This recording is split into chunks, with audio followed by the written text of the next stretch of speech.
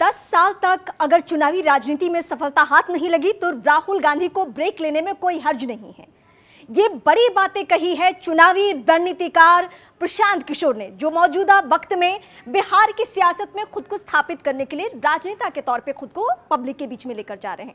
उनकी बातों को गंभीरता से, संजीदगी से इसलिए भी लिया जाता है क्योंकि 2013 में प्रशांत किशोर ही वो चेहरा थे जिन्होंने पीएम मोदी और बीजेपी के लिए पूरा चुनावी कैंपेन तैयार किया था। और उसके बाद से बीते 10 साल में देश की तमाम जो राजनीतिक पार्टियां हैं, जिसमें विपक्षी पार्टियां हो, कई प्रदेश हो, उन सभी के साथ उन्होंने काम किया है। और यही वजह है कि अगर वो राहुल गांधी पे इस तरीके से कमेंट कर रहे हैं, हालांकि पहली बार उन्होंने सलाह नहीं दी है, इसके पहले भी वक्त पर उन्होंने कहा है कि राहुल गांधी को अपने में फेरबदल करने की जरूरत है। अगर आप में कोई कमी है तो उसे बदलने में कोई परेशानी नहीं होनी चाहिए। लेकिन राहुल गांधी के बारे में उन्हें ये बेहतर जानकारी इसलिए है और वो बेहतर तरीके से कमेंट इसलिए कर रहे हैं क्योंकि साल 2017 के एरा में वो काम कर चुके हैं उस कांग्रेस पार्टी के साथ जिसके सर्वे सर्वा मौजूदा वक्त में भी सोनिया गांधी हैं। हालांकि आज भी जब उनसे पूछा जाता है कि पार्टी में फैसला कौन लेता है तो वो बताने में बेहिचक ये कहते हैं कि भले उन्होंने इस्तीफा दिया हो अध्यक्ष पद से राहुल गांधी,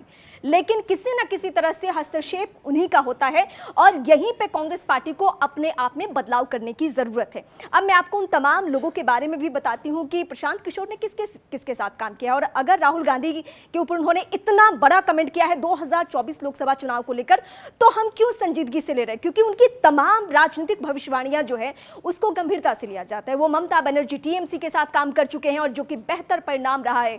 वो जगन मोहन रेड्डी के साथ काम कर चुके हैं, दक्षिण की राजनीति में भी उनको भी वहां पे बेहतर परिणाम मिला। हालांकि कई बार पंजाब हो या फिर उत्तर प्रदेश हो, पंजाब में तो बेहतर परिणाम रहा, लेकिन कैप्टन की चुनौती उन्होंने स्वीकार की थी।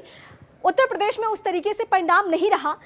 लेकिन कांग्रेस पार्टी के बारे में जब इंटरनल बातें की जाती हैं उनसे, तो कहते हैं कि सोनिया गांधी को तकरीबन 48 घंटे से ज्यादा बैठकर मैंने कांग्रेस पार्टी को लेकर एक पूरा प्लान तैयार किया। मैंने बताया कि क्या करने की जरूरत है, लेकिन किसी ने भी गंभीरता से नहीं लिया और कहा यह गया कि कांग्रेस पार्टी में कोई एक फैसला नहीं लेता है, बल्कि लीडरशिप जो है वो इस तरीके से बिखरी हुई है कि किसी को कोई अब एक दूसरे के ऊपर बर्दाश्त नहीं है। इस तरीके की कांग्रेस पार्टी में स्थिति बनी हुई है। और आज जब 2024 के चुनावी माहौल में एक निजी चैनल को जब उन्होंने इंटरव्यू दिया तो इसी बात पर फोकस किया कि राहुल गांधी को जरूरत है इस पर फोकस करने की कि अगर वो चुनाव में बेहतर परिणाम उनको नहीं मिल रहा है तो किसी और को वहां पे रखने की जरूरत है। कोई और चेहरा सर्वे सर्वा होना चाहिए, ना कि राहुल गांधी। उन्होंने सोनिया गांधी का भी उदाहरण दिया कि राजीव गांधी की हत्या के बाद वो राजनीति में नहीं थी और उस बीच में किसी और ने पार्टी की कमान संभाली।